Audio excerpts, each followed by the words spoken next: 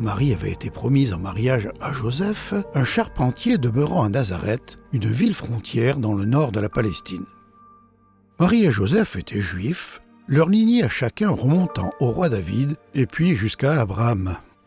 Joseph aurait dû être le prince héritier, mais son pays était gouverné par Rome. Des soldats romains patrouillaient dans les rues. Les Juifs soupçonnés de trahison étaient arrêtés et crucifiés. Les collecteurs d'impôts volaient le peuple. La vie était bien pénible. Pourtant, Joseph était excité. Bientôt, il allait prendre Marie pour épouse. Il a travaillé dur pour préparer un endroit où ils pourraient habiter ensemble après le mariage. Puis un jour, il a appris la nouvelle bouleversante. Marie était enceinte. Comment crois-tu que Joseph s'est senti ? Il semblait que Marie lui avait été infidèle. Joseph avait un immense chagrin, mais il voulait faire ce qui était bien.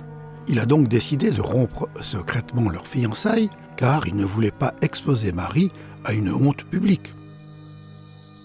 Comme il y pensait, un ange du Seigneur lui apparut dans un rêve et lui dit : « Joseph, descendant de David, ne crains pas d'épouser Marie, car c'est par l'action du Saint-Esprit qu'elle attend un enfant. Elle mettra au monde un fils que tu appelleras Jésus, car il sauvera son peuple de ses péchés. »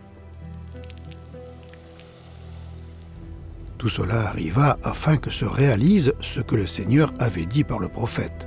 La Vierge sera enceinte et mettra au monde un fils qu'on appellera Emmanuel. Ce nom signifie Dieu avec nous. La tristesse de Joseph s'est transformée en joie.